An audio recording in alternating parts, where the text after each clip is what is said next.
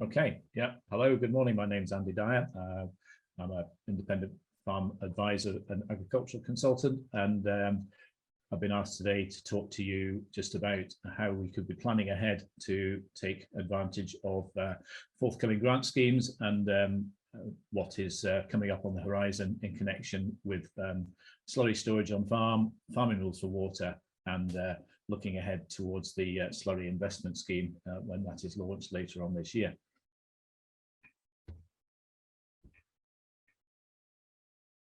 So yeah, that's me. My background is in practical farm management and agricultural consultancy work. I also work part-time for an NGO on their farming and conservation team, and about 40 odd years experience in the industry over the last good few years. So how do we view planning ahead? There's certainly a lot of stormy weather coming. You quite often think as though you're going round and round in circles. I know I do. And there's got to be a way forward. So the background to where we are now has really come about on the back of quite a bit of work in the last few years, and some key papers from DEFRA, and some key forthcoming strategies and previous strategies, a lot of which is now being brought forward into legislation and has been taken out of what we would call the good codes of agricultural practice in the past. The main one of these is the environmental permitting regulations, which is coming up very fast. I've been involved on this committee for about 2.5 years now. And this all came about as the DEFRA Clean Air Strategy in 2019. Primarily focusing on ammonia emissions, and UK agriculture is still one of the biggest pollutants in terms of ammonia emissions, accounting for about 80% of ammonia emissions in the UK as it stands at the moment. Ammonia is not a greenhouse gas, but it combines with particulate matter from diesel engines, and this can cause increase in human health issues. And also ammonia, because it's a gas, can be lifted and transported out of sheds or off manure stores or off slurry stores, and then can drift on the wind for some considerable distance, or sometimes not very far, and then is deposited out. And this is effectively, well, ammonia is obviously a constituent of ammonium nitrate, so effectively it's almost like a gaseous fertilizer dropping on sensitive sites and other key areas. And also interestingly, or maybe not so interestingly, during COVID, then there was some research done to show that actually there was some correlation between lung inflammation as a result of particulate matter and COVID-19. So we're basing a lot of this on the Code of Good Agricultural Practice for reducing ammonia emissions, which was brought out in 2018. And a lot of this was really sort of reinforcing what was good practice already on many farms. And don't get me wrong, you know, majority of farms are compliant as they are just now. Others will need to tweak things, and others may need to reevaluate where they are now and what their sort of plans are for the future. So this COGAP, was basically all about a number of things: storage, ensuring that there was sufficient storage on farm, that it was fit for purpose, and that if you were able to, then you could keep things like poultry manures and litter dry in storage. A lot of these regulations are coming out of the pig and poultry industry and moving over into the broader livestock industry, primarily the dairy and the intensive beef industry. Majority of farmers will have a nutrient management plan and regularly test either manures or use standard figures for their calculations, and will be well used to spreading what is a very valuable product in the right place at the right time. And certainly things like urea, which is highly volatile and is a key area of potential ammonia release, should be applied in cool, windless conditions. And when you're applying slurries and digestates, then making sure that you're using low emission equipment wherever possible, and more on that as we go through this presentation, but also aiming to incorporate where appropriate any manures that are applied, particularly if that's onto bare stubble or land where there's no green cover. But again, more of that as we go through. So this is all sort of building up to where we're heading with likes of farming rules for water now, and say more of that when we come towards the end of this presentation. Key things are using a nutrient management plan, and I say this will be in place on many farms. We all recognise the value of manures and other organic fertilisers within our rotation. Recommendations are, where possible, to switch from urea-based fertilisers, and I know this is not always applicable on farm or appropriate, and certainly this we've seen a sort of a backing off at the moment in terms of urea use on farm, but we'll see an increased requirement to use urease inhibitors within that urea-based fertilizer to help reduce ammonia emissions. And again, if you are doing these, make sure that it's cool. If you can incorporate, that's fine, and aim to apply, as I say, when there's moisture around, which will help reduce any potential ammonia risk. Other things that we've been seeing as part of the committee that's looking at permitting and ammonia emissions is livestock diets, and here we have quite a conflict, because where we're trying to reduce ammonia and potentially reduce methane as well, which is a greenhouse gas, and where you've got anaerobic digestate plants on farm that rely on methane, then there's a challenge there when we're coming to look at how we might modify livestock diets to control greenhouse gas emissions and also ammonia emissions. Key things at the moment are targeting on livestock housing. In the pig and poultry industry, we've seen things like ammonia scrubbers being quite part of that process within the buildings. But within the livestock industry, the beef and dairy industry, this is more of a challenge because of ventilation requirements for the buildings and also the wide variety of buildings that exist on farms for livestock housing. But things like regular cleaning, regular manure removal. The key thing is to try and keep dung and urine as separate as possible, so therefore more frequent scraping to keep those products, when they combine together, into a more kind of secure area where ammonia emissions may be released. Using slats, using high value slats, and using grooving can all help reduce ammonia emissions within livestock housing itself. Main things that are coming up on the horizon as part of this environmental permitting is that pretty much sure that splash plate spreading is going to be banned completely by 2025. So obviously very common practice at the moment, but we should all be working towards getting to the next stage, whereby that low emission equipment such as dribble bars, trailing shoes, shallow or deep injection, depending on your soil type, will become the norm, and a bit more on grant schemes on that in the future later on.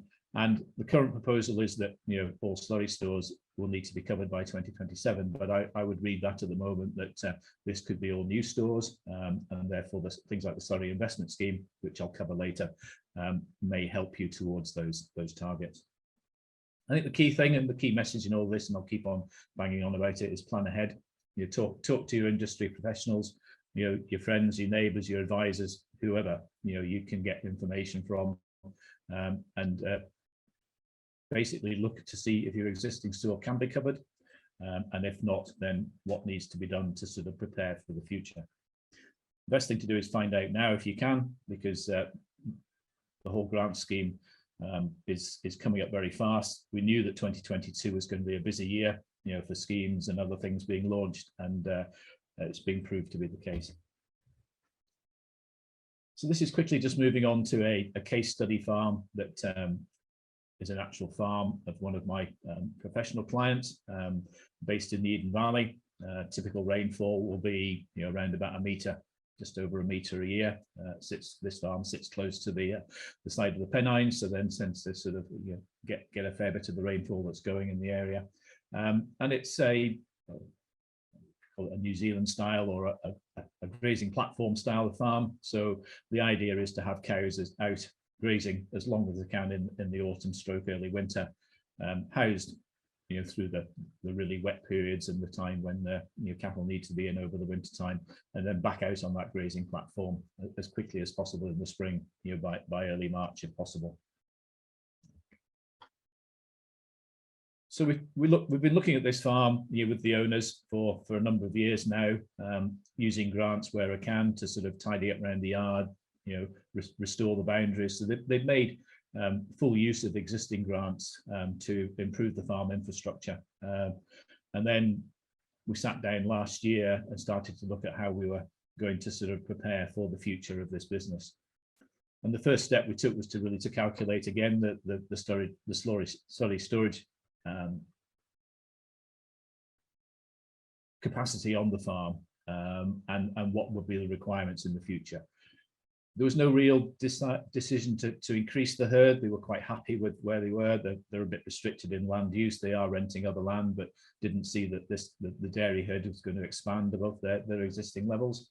But they wanted to make sure that they future-proof the business.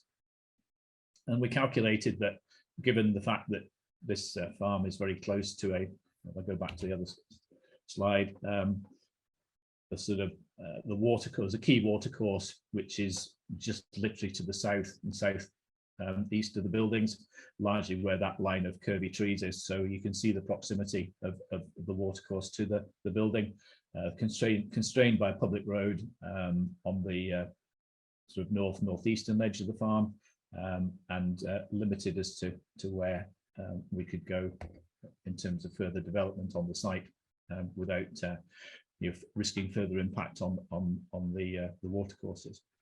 So we worked out that because of their policy to date, whereby basically they didn't want to see anything going into the watercourse, so everything was scraped into the existing slurry storage. Not in an NVZ here, so not covered by closed periods, but technically covered by general code of practice and 4 months minimum storage. And if we assume that the rainfall is going to stay the same, but it might increase, then any new store would have to basically be compliant with any rules that come in, and would hopefully meet the terms of any grant that was there. But essentially roughly 500,000 gallons of storage was going to be required on farm, given the rainfall and given the area of yard that was being directed to the slurry store. So as I said, there was a conscious business decision on this farm to remain in milk, that the next generation is fully involved with the farm, and is very keen to continue milking cows. But they obviously wanted to make sure that they were compliant with any forthcoming and existing regulation, and any permits that might come out. This herd's about 125, 130 milking cows, high quality milk production, and I say on a forage-based system. So they wanted to make sure that whatever future challenges the business faced, that they were in a robust position to do so, and could continue to achieve their goals. So first thing was to basically take a walk around the yard, ensure that all the gutters and downspouts were functioning correctly, and then look at how they can be corrected, either by using a bit of grant aid or by just increasing the maintenance, checking that soakaways were working properly, and that any drainage sumps and everything else were functioning as they were intended to do so, and not overflowing, and that clean and dirty water could continue to be separated as much as possible, just by making sure that the clean water was directed away from the yard. And then we went back to assess where all the water, which is falling on that yard and on the stores. There's an open slurry store, concrete built and sunk into the ground, and also working out, I say, where all the drains go to. And having done that, and then decided that, we needed to do something about reducing the amount of water, clean water particularly, that was heading towards the slurry store as being the initial quick fix after we'd done the guttering. The decision was taken to apply last year for a capital grant scheme, the reason why we've decided on this farm to sort of concentrate on capital grants is that they feel that they're farming well to the margins of the fields and well within their system. So mid-tier didn't really fit with where the business was going. They didn't have sufficient areas of the farm that they could let go of it, and therefore we've remained sort of concentrating on capital grants with the full support of the local catchment sensitive farming officer as well, who's been fully involved with this farm for all the period we've been discussing this. So we applied for and were successful in obtaining a grant to help cover the cost of roofing over the first cut silage pit, and that's in progress at the moment, and we're hopefully going to have that finished. The uprights are in, and the roof will go on after the first cut silage is in and settled, and we're planning on putting in an application in for a capital grant for the roofing over the second cut silage pit later on this year, and tweaking any of the yard drainage. So we might need, if we need any more sumps or underground drainage, we'll put those in at the same time. And then if we're successful, then that roof will go on next year, and then in 2024 or 2023 we'll put another application in to hopefully then roof over some remaining areas which are sort of less large and not contributing so much to the clean and dirty water at the moment, and then I can say continuing to sort out the yard drainage. So a 3 to 4 year program with the idea that we wanted to remove as much clean water out of the system as possible, and then direct that away either into field drainage or to larger soakaways. So then we sat down and said, right, okay, it's great, we can cover all these areas over. You know, where are we now? You know, what's the next stage? So as you can see that from this slide, that we then recalculated, and now we don't need 500,000 gallons of slurry storage. We need just under 200,000 gallons of storage on this farm. So significant reduction in water going into the slurry store, just by using grant schemes, you know, where they can be targeted to most advantage, and looking now to the future as to, you know, if this is going to be grant aided investment through the slurry investment scheme, then it's obviously going to be a less of an impact financially on the business if we're then going to have to build a store, which we'll build in some capacity, so but basically half the volume that we originally anticipated we might need. And as I say, we may also look very hard about getting permission to take pipe work under the road and then resiting the slurry lagoon more centrally to the silage ground, and therefore helping to reduce the amount of time and effort and money, you know, spent on spreading slurry, but also hopefully impacting, you know, making a much more positive contribution to soil health by you know, reducing the amount of time spent on the land or travelling on the road to reach the sites. And this left the existing slurry store, which will still have a good function. It's still you know, working very well, is sealed. So the idea now is that if we can achieve what we are with the slurry investment scheme, that we'll then look to designate that existing slurry store into a dirty water store. And because there's a ramp running into it, then we can use that to store, you know, rough muck as well. So its function will still, you know, be there within the farm, but it'll have moved slightly. And because at the moment the sort of, you know, dirty water and the yard washings, you know, and the farmyard manure is sitting slightly outside what we're coming down, you know, coming down the road, then we're confident that that's a good sort of second stage to be at before we need to move again. So a bit now about where we are. We know that we have the Countryside Stewardship Capital Grant Scheme. As we've mentioned, we've used this on a particular farm, and this is, you know, nicely on a rolling application window this year. Though, you know, if funds run out, it will close later on this year. We're just keeping a watching brief on that. And obviously, if you can get your application in faster, if you've got CSF approval, catchment sensitive farming officer approval, then and you've met the sort of the deadlines in terms of the minimum consultation period, then the recommendation is to get these in as quickly as possible and start getting them assessed. We've still got mid-tier, still a very valuable and obviously higher grant rates within that. If you'd been intending to this, then you should have contacted your CSF officer by the 20th of May this year to let him or her know through the hub, through the regional hub, as to what your intentions were. And you've got until the 29th of July to get your application in. We expect the Farming Equipment and Technology Fund to be re-released another window of opportunity later on this year. And there is within that funding for low emission spreading equipment, dribble bars, etc., and flow meters. And I say this is likely to be opened up again later on this year. And I'm told that there will be more money committed to this next launch than there was for the one before, because I know a lot of people were very disappointed not to have got through on the first round, and there are a number of reasons for that.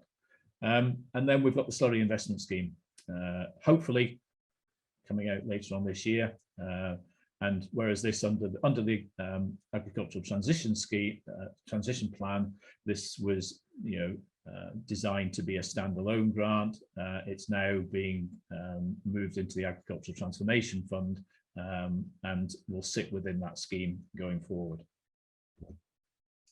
So a bit more on the slurry investment scheme. Hopefully later on this year we'll get a bit more clarity. It's a DEFRA funded scheme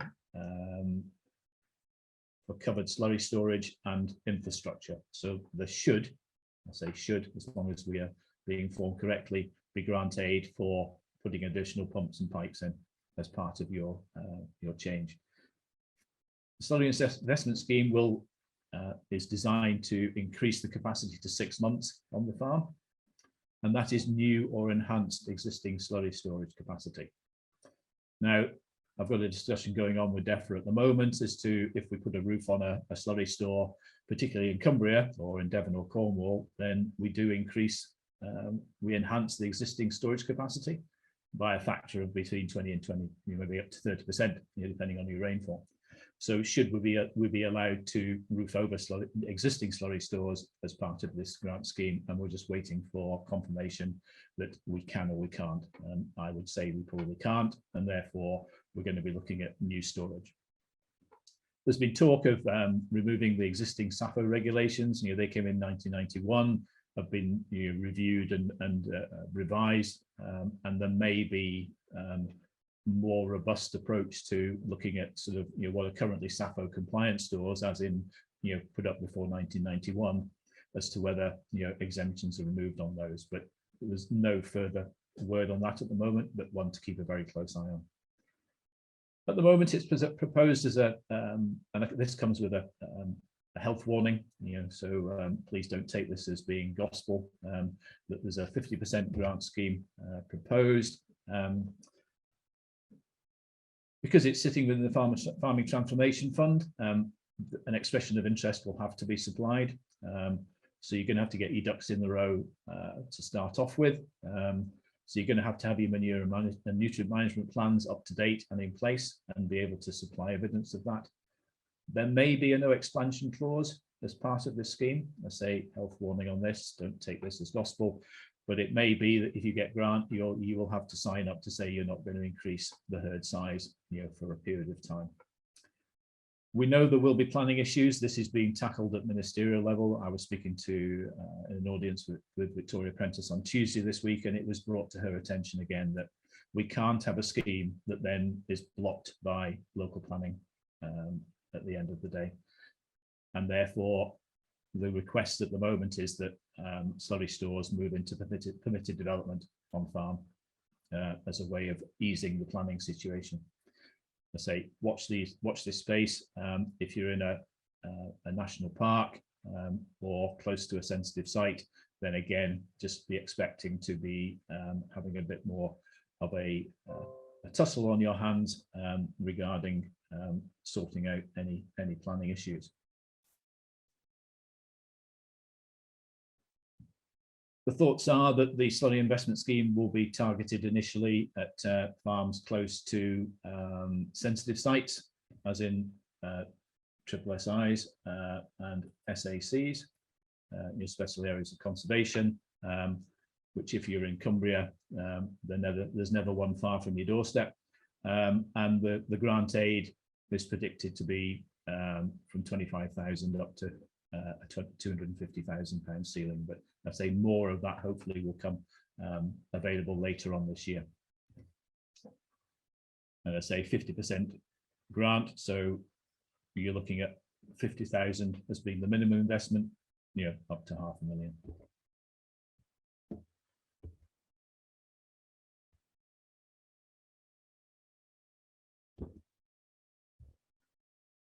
Now, moving on to farming rules for water.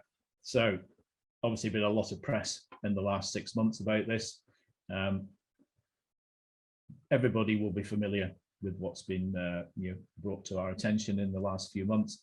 But effectively, these rules came in 2018, and they moved very quietly from what was a code of practice or good practice to a statutory instrument, and then were brought into legislation in early 2018. We know that there was an initial soft launch of this and a light touch approach from the EA in all of this, but this did nothing to help really, and created a lot of confusion within the industry, because most of us advisors, as well, didn't really sort of get where we were heading with these rules and regulations. We knew the rationale, but actually, because there was a very soft touch and a very light approach to it, then we weren't quite sure just where we were heading with this with the Environment Agency. However, last year this came to a head when there was the robust stance by the EA in terms of crop need, and therefore farming rules of water were going to be brought fully to play, and if you couldn't justify crop need, then basically you were stopped automatically from spreading anything through last winter. And there was a lot of lobbying, a lot of pressure going on to sort of try and work out a way through this, we now have the statutory guidance, which is available on gov.uk, which was updated early in 2022, and then most recently, a week or so ago. And we know that from that sort of slight update, that the EA is still prioritizing the advice and guidance, but there's extreme pressure coming in from angling associations in particular to go down more the enforcement route. So I would say to people, expect to see more enforcement in the future if things go wrong, and things do go wrong. With everything, we know that things do go wrong, and it's not necessarily somebody's particular fault, but sometimes accidents do happen, or incidents, as I should say. So basically, farmers and land managers within the farming rules for water should now be able to demonstrate that applications of their organic and inorganic fertilizers have been planned to meet the rules, and particularly the crop need. So we've been doing this for a while, but soil and crop need for nitrogen should be considered on an annual cycle now. And the rules, the tweak on the rules that came in, and the sort of changes that came in a week ago, we were working on a target index of 3 for phosphorus. Now that's been removed, and the wording's been changed that avoid raising that soil P above the target levels for the soil and crop over the crop rotation. So some subtle but quite significant tweaks to the guidance. For those of us in NVZs, we've been aware of the sort of impact of readily available nitrogen products, and assessing your product on farm, be it a manure, a slurry or digestate, is really important. You can use standard figures, but I would always recommend that you get your own products tested, because they can be quite variable, and they can actually show that you've got less readily available nitrogen in those products than the standard figures, or could be more. And according to the farming rules for water now, a low readily available nitrogen organic manure has a RAN content of below 30%, whereas most slurries and digestates have a readily available nitrogen of over 30%.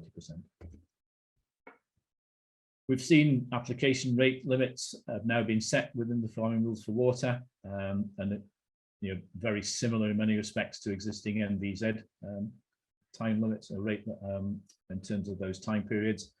And I'll show you those in a minute. And this presentation, I think, is going to be available. So you've obviously got access to looking at this and there and see when the periods are. But basically, the time periods are, I say we'll see those in a minute. But single application rates now must not exceed 30 cubic meters per hectare of a high RN product, and no return to that same site within the same time period. So you can go on and put an application on, but if you do it near the start of your time period, you may not be able to go back. And I think there's a time limit in there, 21 days is the key period there. And then during the time period, again, single application rates of 8 tonne per hectare of low RAM products are permitted with no return to the same site. So applications are allowed, but only in very limited circumstances. So those are the time periods for your high readily available nitrogen manures, and take note of those, because I say that may be something you're not familiar with using at the moment. A little bit more about ways that we can sort of help mitigate this in a minute. Farming rules for water and other schemes are bringing more attention onto green cover. We're seeing that in stewardship. We're seeing that within SFI, in Sustainable Farming Incentive. So there are ways that we can use other schemes to sort of help with compliance. And the plan is to have you must have your green cover established by the 15th of October to help prevent the risk of diffuse pollution if you're making applications to that land. Now, green cover can be grass, it can be an arable crop, or it can be a sown crop, like radish or mustard, or westerwolds or vetches, or whatever you're in the habit of spreading, or of sowing, or things like Italian ryegrasses. Anything there that can help mop up anything that's likely to not end up back in the soil or incorporated into plant matter. If you can incorporate any application that you're making within your time period, if it's practical to do so, then do so, and out with those time periods as well. Obviously, that's more applicable to arable land rather than grassland, unless you're reseeding and ploughing that down, or cultivating that grassland to reseed, do a reseed. We're going to have to avoid having bare land over winter, so that in terms of maize stubbles, that's going to be a big challenge for a lot of growers, particularly up in my area, where harvests can be well into October, and therefore the window of opportunity to establish any green cover is going to be fairly limited. And we're working with the industry as to how we can achieve better establishments of green covers in standing maize crops, and I've been working with water companies for a while now to see how that can be done. And if you can, then use precision application, dribble bar, trailing shoe, for any manure application where you can. So back to the taking advice now, just wind up now really. So please ensure your records are up to date. We know that enforcement and it's going to increase. We know that there are a lot more Environment Agency staff on the ground now than there were a couple of years ago. So the chances of somebody knocking on your door or phoning up to say they want to come have a look at your records are increasing all the time. Do calculate your slurry storage capacity on farm. I'm sure you'll know what it is. Always allow for that freeboard, that extra area that allows for heavy unexpected rainfall. Do plan your crop requirements with your agronomist. I'm sure they will be very much up to speed with this, and you'll already be doing a lot of this. But maybe for some grassland farmers, this is something a little bit more new and therefore a bit more challenging. Carry on with your soil sampling, farming rules for water, and Sustainable Farming Incentive. Everything that's coming down the line requires at least 20% of the farm to be sampled annually, And I would recommend that you start including organic matters within your sampling as well. You can block fields together. You don't need to do every field. If you're managing an area of land on a very similar basis, then group those fields together and start to build up that knowledge of organic matter, because that will help you in terms of what's coming in terms of the SFI, but also if and when we sort out what we're doing with soil carbon, then again, having that baseline data is going to become very important. Check what grants are available. As I say, it's a very fast moving feast at the moment. There's a lot going on, a lot of grants coming out. It's very difficult to keep track of what's coming and when it's coming. Don't chase the grant. Engage with your catchment sensitive farming officer team, with any advisors, to see how you can use that grant. It's becoming more of a challenge, in our area. Getting access to steel, timber is becoming harder and harder, and contractors have generally got their order books full now for at least the next 12 to 18 months. So planning ahead now is becoming even more important as to what you might need in the future. And as they use those remaining countryside stewardship grant application windows, theoretically, we've only got until next year, end of next year, maybe the middle of next year, to get some of these grant applications in. There's nothing coming forward within Sustainable Farming Incentive to indicate that there's going to be any of the existing kind of capital grants, concreting, roofing, available under that scheme. We may see more coming in terms of local nature recovery, but we're quite a long way from knowing of what's going to happen around that corner. So thank you very much for listening. And I say, take some advice now, start thinking about what you need to do, and start thinking about what the plans are for the future for your business and for the next generation if they're coming through. Okay, thank you.